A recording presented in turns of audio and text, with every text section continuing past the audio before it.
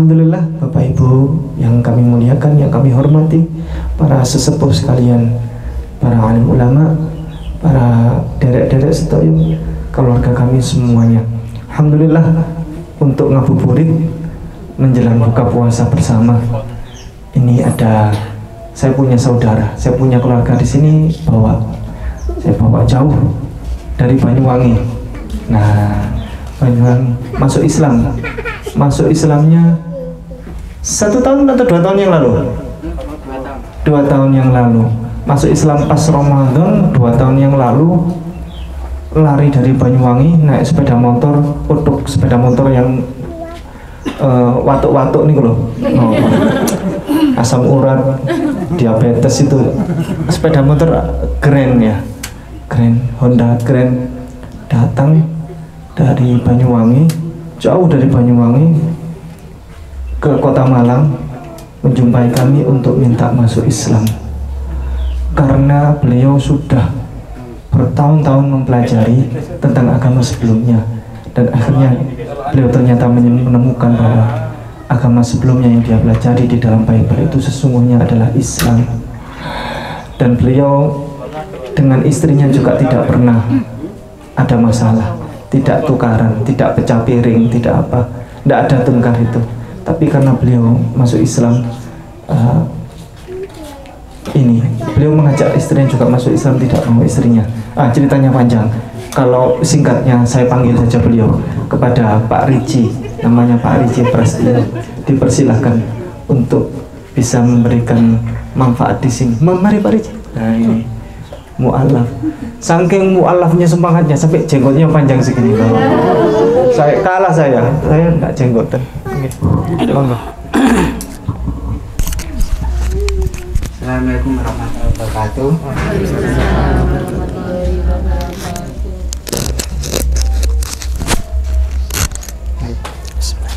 Innalhamdalillah wa nusalli wa nusallim ala rasul karim wa ala alihi wa sahbihi ajmain. Rabbi shrah li sadri wa yassir li amri wahlul 'uqdatam min lisani yafqahu qawli. Alhamdulillah, perkenalkan ya seperti tadi, nama saya adalah Yosua Riji Prasetyo. Tapi alhamdulillah sekarang saya sudah punya nama kunyah, yaitu Abu Mus'ab, yang dikasih oleh Pak Yai di mana saya mondok. Itu tadi, ya memang ya benar. Sekarang saya tidak mau disebut mu'alaf karena udah 2 tahun, maka saya sekarang sudah jadi mukalaf ya, yaitu orang Islam yang kena kewajiban syariat Islam, namanya mukalaf. Kalau baru setahun, 1,5 tahun itu masih mualaf, karena menurut keputusan MUI itu disebut mualaf jangka waktunya sampai 2 tahun.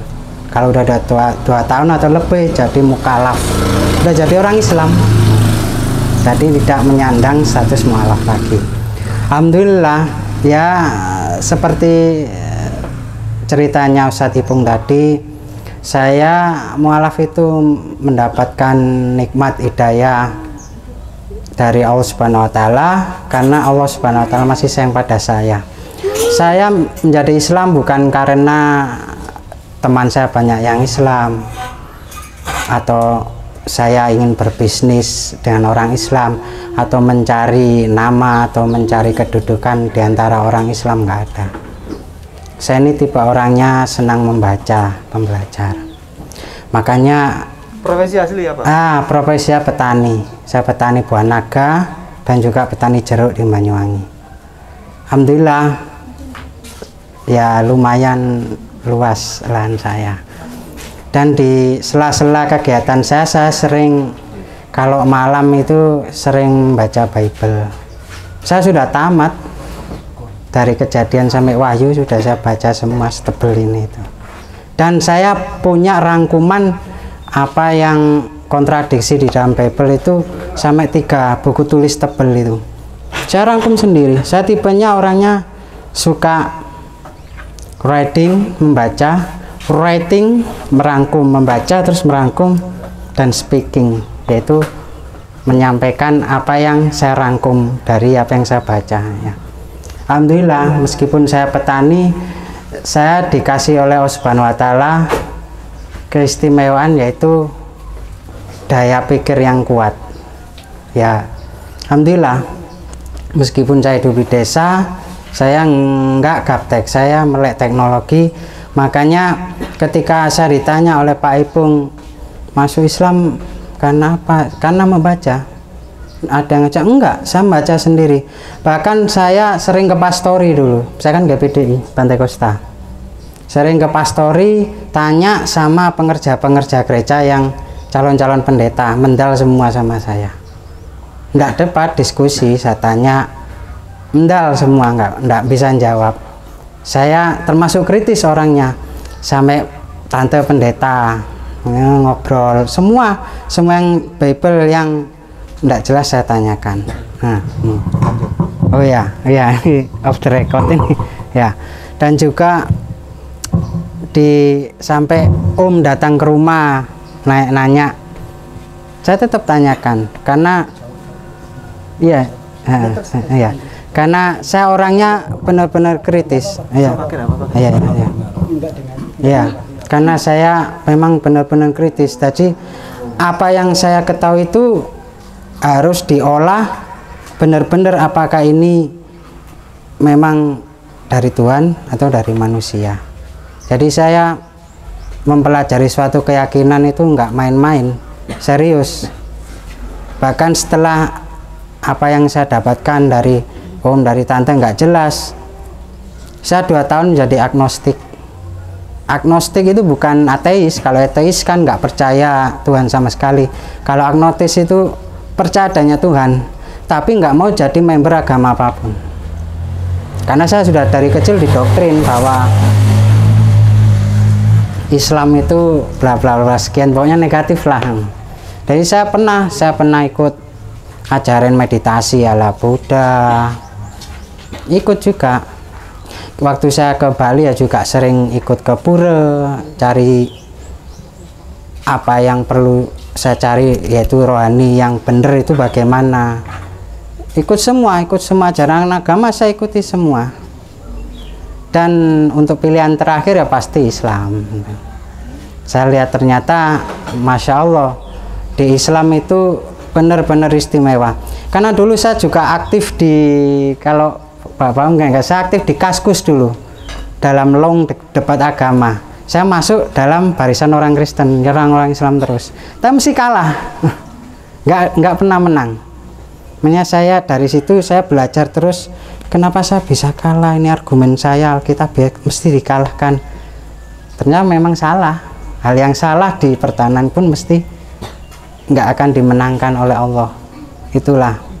Maka alhamdulillah setelah sekian lama, selama 2 tahun itu saya nggak pasif, meskipun jadi agnostik, saya tetap mempelajari berbagai keyakinan sampai akhirnya saya sedikit mempelajari Islam, akhirnya menemukan kebaikan dalam Islam. Karena alhamdulillah saya dapatkan dalam Islam ini benar-benar istimewa, karena dalam Islam kita diajarkan untuk menjadi manusia, benar. Seperti halnya suatu pabrik HP, ketika menciptakan barang HP baru mesti disertai dengan buku panduan kan. Gak mungkin langsung HP tok gitu dipakai, pasti ada buku panduannya bagaimana cara memakainya. Kita manusia pun juga diciptakan oleh Allah, ada buku panduannya, yaitu Al-Quran. Di dalam Al-Quran itu diajarkan oleh Allah Subhanahu wa Ta'ala bagaimana syariat-syariat kita ini menjadi manusia. Basa Jawane dimenungsoke. Nah, bagaimana kita dari bangun tidur sampai tidur lagi diatur. Karena kita memang manusia, dimanusiakan Allah, perlu diatur. Kalau kita tidak mau diatur, kita tidak jauh beda ada seperti yang di belakang itu, sapi, kambing, ayam. Ada nyawanya tapi nggak ada aturannya gitu. Bahkan dalam hal sederhana pun mereka diatur oleh manusia. Pagi kasih makan, dikeluarkan di kandang, sore harus masuk kandang, itu aturan. Tapi kalau manusia dimuliakan Allah, diatur dalam Islam. Ini yang saya temukan, bahwa ketika saya lihat di dalam Islam, mulai bangun tidur melek aja itu udah ada doanya. Alhamdulillahilladzi ahyana ba'da ma amatana wa ilaihi nusur. Itu sudah kita melek, sudah eling sama Sang Pencipta, bahwa kita berterima kasih setelah semalam kita istilahnya setengah dimatikan, yaitu tidur, nyawa kita dikembalikan bangun. Indahnya Islam seperti itu.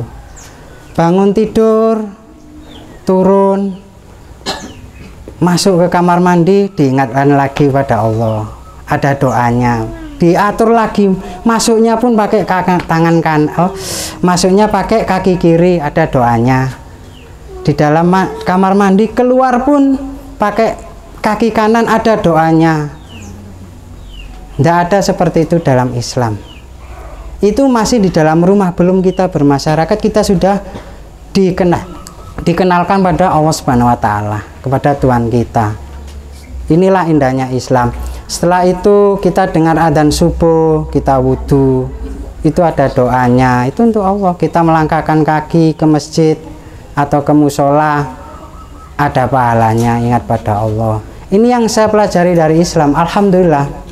Dan ini semua saya tahu berkat dari kebaikan Ustadz Ipung dan Mualaf Center Ayah Sofia.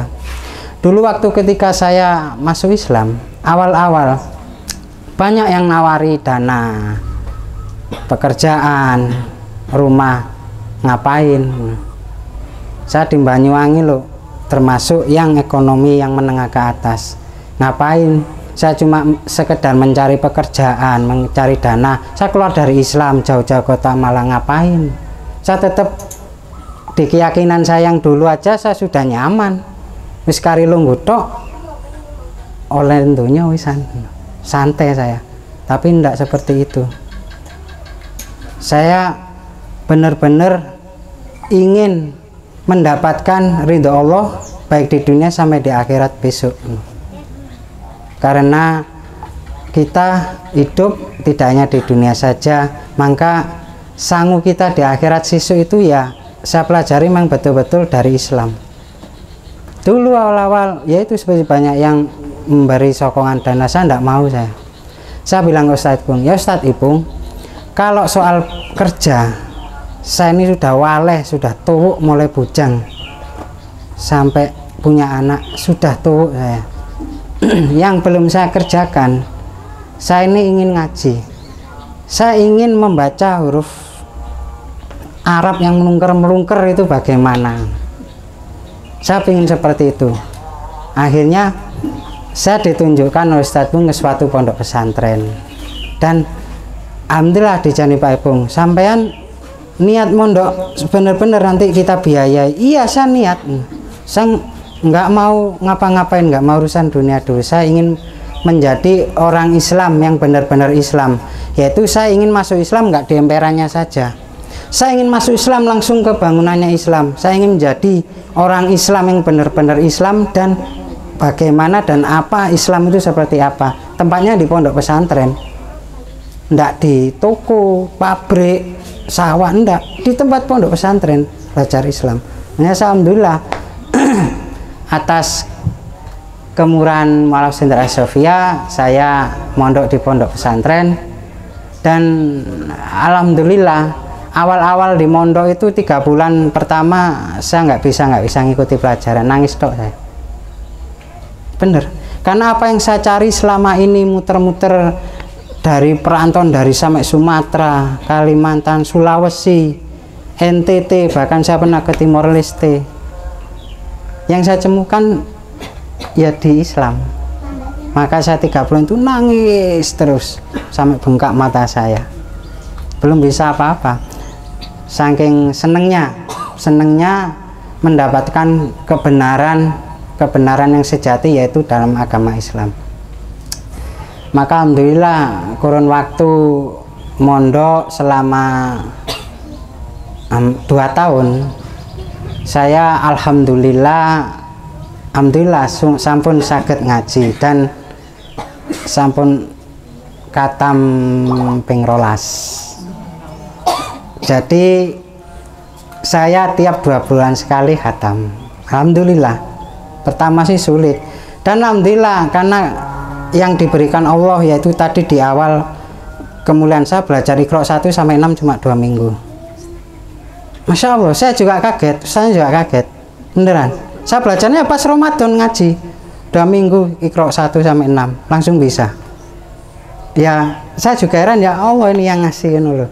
Padahal saya cuma lulusan SMP petani, tapi alhamdulillah Allah berikan kemudahan otak saya, bibir saya, lidah saya untuk mengucapkan huruf-huruf hijaiyah secara benar, alhamdulillah.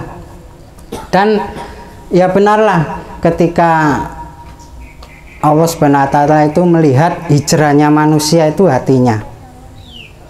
Ketika Allah Subhanahu wa Ta'ala menyaksikan ada manusia hijrah dari yang kesesatan kepada cahaya Islam, itu dari keinginannya dia ingin apa, mendapatkan dunia, maka Allah Subhanahu wa Ta'ala yang memberikan dikasih dunia tersebut, tapi cuma dapatnya dunia, nggak dapat apa-apa. Ketika seorang itu hijrah ingin mendapatkan wanita, nah, misalnya ingin rabi wong Islam, itu dapat itu tok. Tapi saya hijrahnya nggak nyari itu semua, ingin mencari ridhonya Allah. Karena matur suwun saya sudah diselamatkan oleh Allah Subhanahu wa Ta'ala, saya ingin ngabdi pada Allah Subhanahu wa Ta'ala. Caranya ingin mempelajari Islam di pondok. Dan alhamdulillah semua kemudahan itu saya dapatkan. Wallahi ini terjadi pada saya. Ini juga saksinya Pak Ibung. Saya selama mondok dapat ujian, malah dunia itu mengejar saya. Sudah saklusin lebih. Saya ini nador, maksudnya nador itu dikenalkan sama perempuan yang mau menikah dengan saya, saklusin lebih. Saya tolak, saya tetap ingin tolabul ilmi, mencari agama Islam dulu. Nanti kalau sudah saya menikah, pasti sudah kendor cari agama, belajar agama. Saya tolak. Yang nawarin pekerjaan, dana, banyak. Sampai orang bilang kayak saya ini orang nggak butuh duit. Loh ya foto saya, cuman saya akhirnya pingin mencari ilmu dulu sama Pak Ibu, enggak mau. Dan alhamdulillah Allah melihat kegigihan saya. Di akhir saya masa wisuda 2 tahun, alhamdulillah ini, alhamdulillah terjadi pada saya. Saya dilamar Pak Yai saya. Saya siapa? Saya petani. Orang baru masuk Islam, nasabnya orang desa biasa. Dilamar Pak Tani, dilamar Pak Yai, dinikahkan sama adiknya Pak Yai. Masya Allah. Sekarang saya baru menikah berjalan 3 bulan, manten anyar saya. Nggih. Dapatnya istimewa, adiknya Pak Yai hafiz Quran, hafal Quran, mboten maca, mboten ndelok mushaf nu hafal. Dadi lek kula ngaji, bojo kula kare kora-kora kula ngaji, kula salah ngerti bojo kula. Salah ya ngono. Kurang panjang ya ngerti ngono. Nah seneng dadi sakniki malah kula dapat guru privat. Dadi ben mari habis subuh sama habis asar mesti dep-depan sama istri saya setoran ngaji. Setoran ngaji sama setoran hafalan. Tambah enak. Istimewa, makanya saya kalau benar-benar mengharap ridho Allah, manut karepe Gusti Allah, apa yang susah bagi Allah? Kita manut pada, taat pada pemilik, pencipta dan pemelihara seluruh alam semesta. Apa susahnya bagi pemilik seluruh alam semesta untuk memudahkan hidup kita? Itu terjadi pada saya, bukan cerita orang lain dari YouTube, terjadi pada saya. Saya itu ketika pertama kali mendapatkan kebahagiaan sampai nangis. Ya Allah, ini ujian saya atau kebaikan yang diberikan pada saya. Saya ini siapa? Bukan siapa-siapa. Sampai saya nolak sama Pak Yai, nangis jangan saya. Masih banyak ustadz-ustadz bujangan yang harap-harap adiknya Pak Yai tersebut, yang mau menikah sama adiknya Pak Yai. Jangan saya. Tapi nggak mau, saya tetap dinikahkan. Dan alhamdulillah, jadi saya dapat keluarga yang baru. Keluarga saya di Banyuwangi saya tinggalkan seperti tadi, semua ladang buah naga, jeruk, rumah saya udah punya rumah sendiri, saya isinya kendaraan, tabungan, tak kasihkan semua pada anak saya. Iya, ketika di pengadilan dibilang hakimnya harta gono gini, enggak, semua itu harta gono. hasil kerja saya. Kalau saya ambil tidak dapat itu istri saya sama anak saya, kasihan, tak kasihkan. Nanti sama orang-orang dibilang edan saya, kamu edan kamu, wong kamu mulai bujang udah usaha wis enak kari senden tok, kok kamu tinggal no malah belakrak bambong. Enggak, saya nggak bambong, alhamdulillah sekarang. Oh pondonya kok tinggal no, nggak apa-apa, diganti ambek Gusti Allah.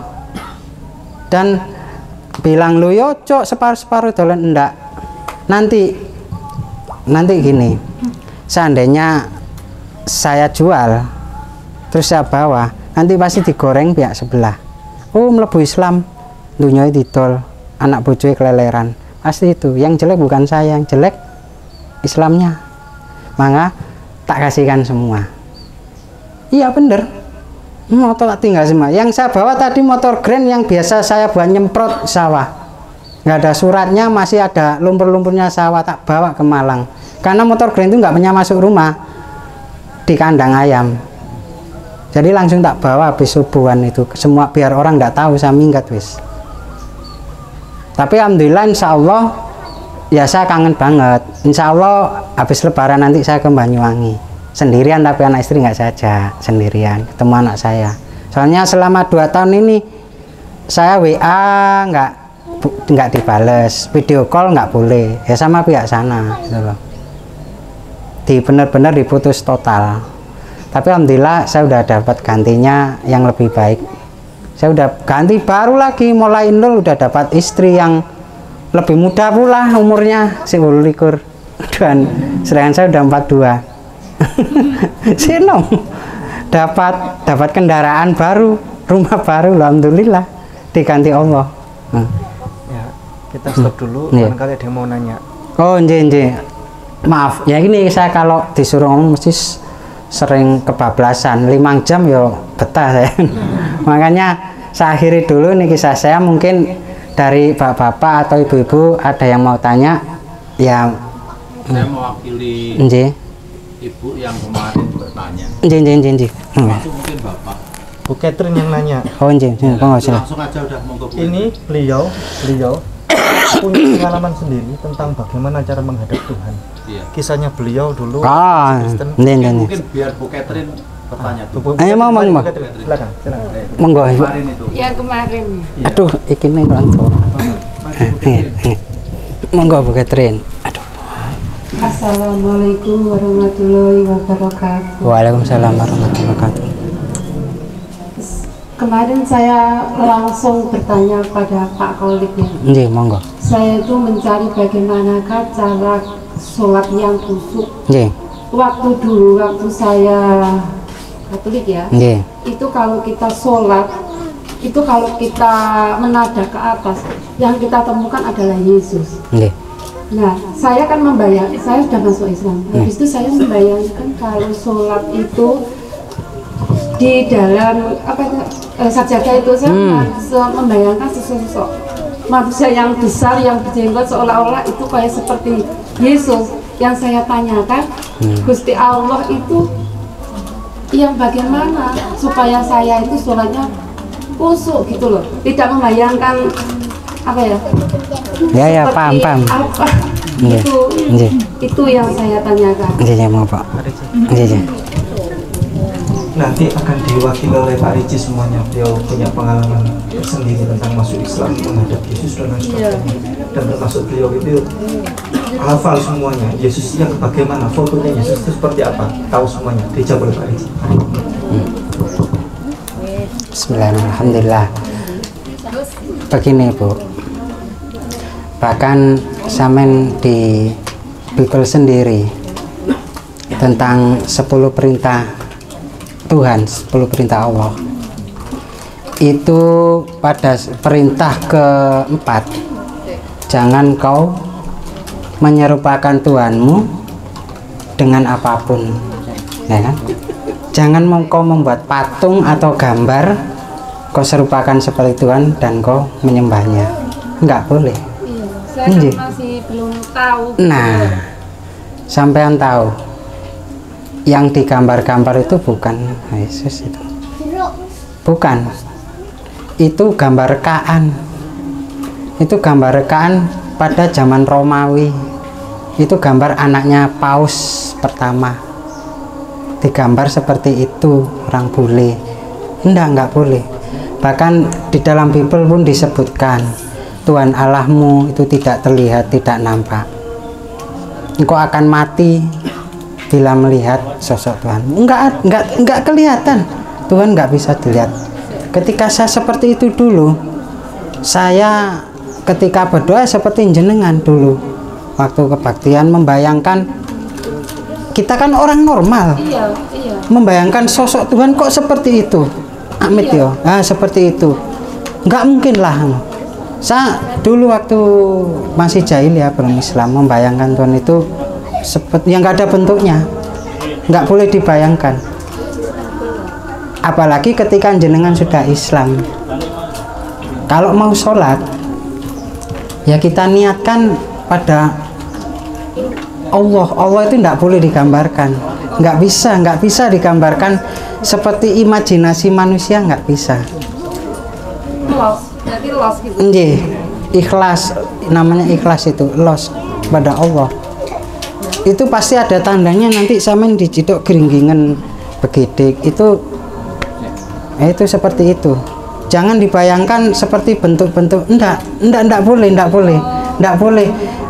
Maaf itu yang jenengan sama maaf enggak apa-apa. Kalau sudah lama enggak boleh, itu termasuk syirik, itu dosa. Iya, makanya enggak boleh. Saya bertanya waktu sholat fokusnya kemana? Iya. Mesti apa yang gimana gitu loh. Ya fokus sholat, jenengan bertanya ke ustaz. Ya, pasti jelaskan, nggak boleh dibayangkan Allah itu seperti apa, nggak boleh. Karena memang mula-mula dari keyakinan apapun pasti pertama-tama masih sulit untuk membayangkan itu. Dari Hindu pun masih membayangkan Tuhannya itu pasti itu karena memang indahnya Islam ya seperti itu, bahwa Allah tidak boleh digambarkan, karena ketika Tuhan digambarkan akan menjadi hina. Paham Ibu? Seperti keyakinan kita yang dulu digambarkan seperti itu kan benar-benar menghinakan. Benar-benar menghinakan. Masa seperti itu Tuhan?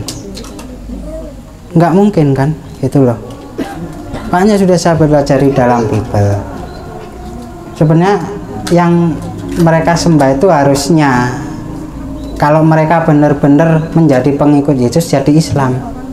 Karena Yesus itu pun sudah banyak dalam ayatnya dalam Bible, seperti dalam Markus, dalam kitab Wahyu, itu pun ada tertulis engkau harus berbakti dan menyembah hanya kepada Tuhan Allahmu, bukan pada Yesus.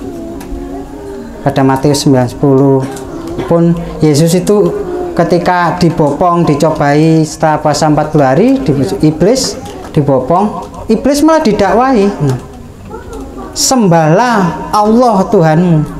Kan ada tertulis sembahlah Allah dan berbaktilah hanya pada Allah. Banyak seperti itu. Bahkan menyuruh ketika ditanyai oleh para rabi-rabi Yahudi, maka Yesus pun menjawab, hai orang Israel, sembahlah Tuhanmu Allah, satu-satunya Tuhan yang esa. Nggak suruh nyembah Yesus. Itu udah banyak seperti itu. Makanya Yesus pun nggak menggambarkan Allah seperti apa, disuruh menyembah Allah saja. Tapi nanti insya Allah sampean kalau benar-benar ingin melihat Allah, ya sampean taat pada Allah. Nanti kenikmatan di surga besok yang paling besar itu ketika kita diperlihatkan oleh wajah Allah. Tapi kita sekarang nggak boleh membayangkan wajah Allah seperti apa, nggak boleh, karena memang godaan manusia seperti itu, ingin membayangkan Tuhan yang nggak boleh, ya. Gimana? Gitu mau nggak? Wis nggak usah, sampean nggak usah bayang-bayangkan seperti keyakinan yang dulu, jangan. Supaya konsentrasi benar-benar kusuk gitu loh. Nggih. Nggak kemana-mana. Lah. Biasanya kalau sholat kan. Nah, kalau sampean sholat masih membayangkan ada sosok seperti yang jenggotan gondrong, itu bukan kusuk namanya, justru terganggu karena ada bayangku, malah ndak kusuk. Kalau kusuk ya udah ndak ada gambar apapun, yes, polos banyu milih, sholat ya sholat, wis gak bayangno apapun. Gitu. Nggak perlu bayangkan yang muluk-muluk Tuhan seperti ini, enggak. Wong kita sholat bayangkan sepeda motor gurung tak kunci ngono. Kumbahan gurung tak entas itu ada udah nggak kusuk kok, apalagi membayangkan Allah gitu loh. Terganggu membayangkan hal-hal yang sepele aja udah nggak kusuk, kalau membayangkan Allah jangan ya. Jangan dibayangkan Allah itu ada bentuknya seperti ini, seperti itu, bla bla bla, nggak boleh. Karena kita dulu sama-sama. Nggak ada Allah gambaran seperti itu nih. Nanti lanjut habis maghrib. Nggih. Forum. Ditutup aja. Nggih. Ditutup salam. Nggih. Assalamualaikum warahmatullahi wabarakatuh. Lelang dakwah. Lukisan Tegal Alang Ubud Bali karya Meru Sandia. Pelukis Indonesia yang diundang langsung oleh Raja Salman. Dilelang dengan harga terbaik, yang dananya 100% akan kami gunakan untuk pembangunan Gedung Dakwah Mu'alaf Center Nasional Hagia Sophia, Jakarta sebagai sentra untuk pembinaan, pelayanan, advokasi, dan pendidikan para mu'alaf binaan Mu'alaf Center Nasional Hagia Sophia di Jakarta. Alhamdulillah, ada seorang dermawan yang mewakafkan tanahnya di pinggir jalan raya dekat Taman Mini Indonesia Indah dekat Exit Tol. Dengan luas 514 meter persegi ini sudah tersedia, tinggal dibangun gedung dakwah saja. Lukisan ini dilelang dengan harga 9,5 juta saja untuk muslimin yang lebih dahulu menghubungi kami.